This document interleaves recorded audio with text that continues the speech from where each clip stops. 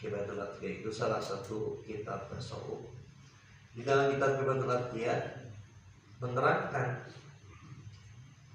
fase tahapan khusyuk itu ada 4.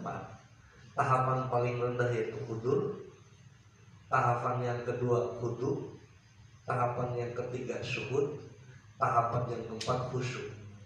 Ternyata khusyuk itu hasil akhir atau natijah setelah orang melewati tahapan hudur, khudu, syuhud dan maka khusyuk. Sedangkan dalam Al-Quran cuman alladzina hum fi sholatihim khashi'un, khusyuk. Tapi proses seperti apa? Seperti halnya di dalam Al-Quran menerangkan tentang sholat, inna sholati wa nusuki wa mahyaya wa mamati lillahi rabbil. Tapi di Al-Quran tidak menerangkan bagaimana takbiratul ihram. Di Al-Quran tidak menerangkan bagaimana tahiyat. Di Al-Quran tidak menerangkan bagaimana tasyahud, bagaimana ruku dan sebagainya. Yang menerangkannya itu yaitu risalah Rasulullah SAW dengan amaliyah beliau. Makanya hadis beliau mengatakan sallu kama ra'aitumuni usolli. Salatlah kalian seperti engkau melihat aku salat. Gitu. Dan Rasul pun tidak menerangkan sedetil-detilnya tentang sholat, cuma seperti itu. Karena amaliyah yang menerangkan detailnya itu ulama madhab ataupun mujtahid mutlak. Imam Syafi'i ada yang menerangkan rukun qauli, rukun fi'l dan sebagainya.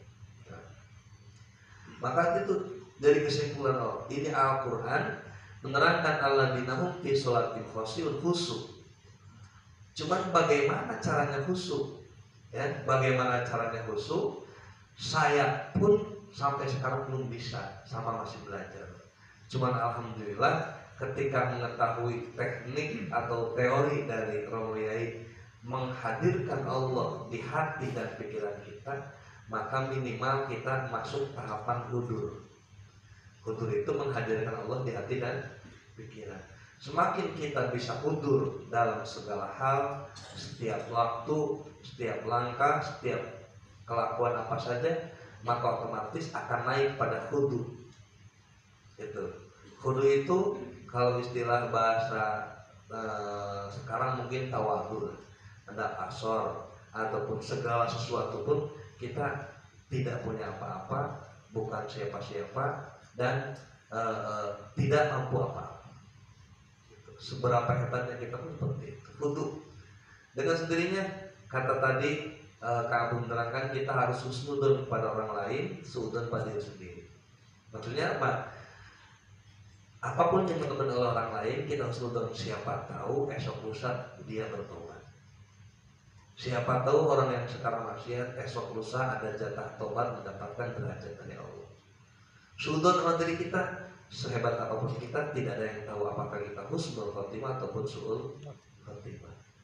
Suudon apa diri kita, sehebat apapun amalia ibadah kita, kita tidak ada yang tahu apakah ada kibir, takabur atau tidak ada.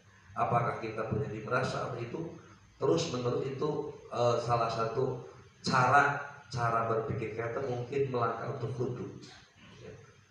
Makanya mungkin kalau misalkan di saat kita zikir, menitobat, melafazkan Allah terus dalam keseharian pun kita belajar. Bahkan ya kalau walaupun lagi ngobrol pun lafaz itu tetap ada, tidak boleh hilang. Itu akan menaikkan tingkat kita pada hudu. Selanjutnya akan naik lagi pada syuhud. Syuhud itu menyaksikan keajaiban Allah, menyaksikan kemarifatan Allah. Syuhud itu kalau di dalam maulid ada ya Rabbi sholli ala Muhammad, ya Rabbi ya Rabbi sholli ala Muhammad, ya Rabbi warzuqna syahada warzuqna sada, ya Allah berilah aku rezeki syahada, menyaksikan keajaiban, keagungan, kemarifatan Allah Ta'ala. Dan itu tingkatan selanjutnya setelah syuhud baru khusyuk gitu. Nah itu tahapan-tahapan yang